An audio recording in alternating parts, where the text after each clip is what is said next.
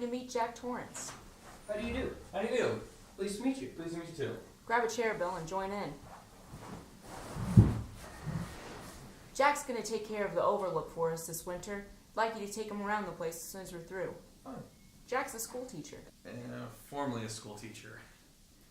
What line of work are you in now? A writer. Teaching has been more or less a way of me making ends meet. Well, this ought to be quite a change for you. Well, I'm looking for a change. Our people in Denver recommended Jack very highly, and for once, I agree with them. Let's see, where were we? Yes, I was about to explain that our season here runs from May 15th to October 30th, and then we close down completely until the following May. Do you mind if I ask why you would do that? Seems to me that the skiing up here would be fantastic. Oh, it sure would be. But the problem is the enormous cost it would be to keep the road to the Sidewinder open. It's a 25-mile stretch of road, gets an average of 20 feet of snow per winter, and there's just no way to make it economically feasible to keep it clean. When the place was built in 1907, there was very little interest in winter sports, and the site was chosen for its inclusion and scenic beauty. Well, it certainly has plenty of that. That's right. And did they give you any details in Denver about what the job entails? Well, only in a general way. Well, the winters can be fantastically cruel, but the basic idea is to cope with the very costly damage and depreciation which can occur. And this consists of mainly running the boiler, heating different parts of the hotel on a daily rotating basis, repairing damage as it occurs, and doing repairs so that the elements can't get a foothold. Well, that sounds fine to me. Physically, it's not a very demanding job. The only thing that can get a bit trying up here during the winter is the tremendous sense of isolation. Well, that just happens to be exactly what I'm looking for. I'm outlining a new writing project, and 5 months apiece is just what I need. That's very good, Jack, because for some people, solitude and isolation can of itself be a problem. Not for me. How about your wife and son? How do you think they'll take it?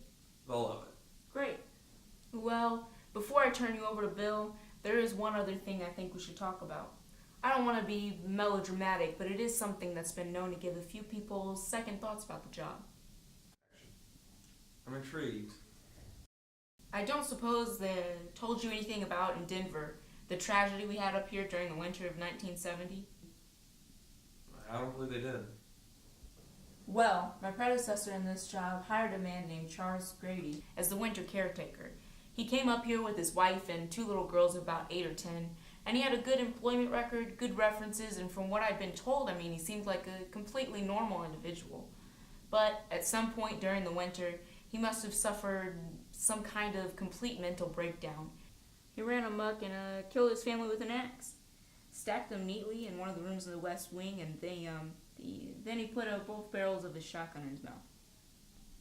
The police, they thought that it was what the old-timers used to call cabin fever, a kind of claustrophobic reaction which can occur when people are shut in together over long periods of time. That's quite a story. Yes, it is. Oh, it's still hard for me to believe that it actually happened here, but it did, and I think you can appreciate why I wanted to tell you about it. I certainly can, and I also understand why people in Denver left it for you to tell me. Well, obviously some people can be put off by the idea of staying alone in a place where something like that actually happened. Well, you can rest assured, Mr. Ullman, it's not going to happen with me, and as far as my wife is concerned, I'm sure she'll be absolutely fascinated when I tell her about it. She's a confirmed ghost story and horror film addict.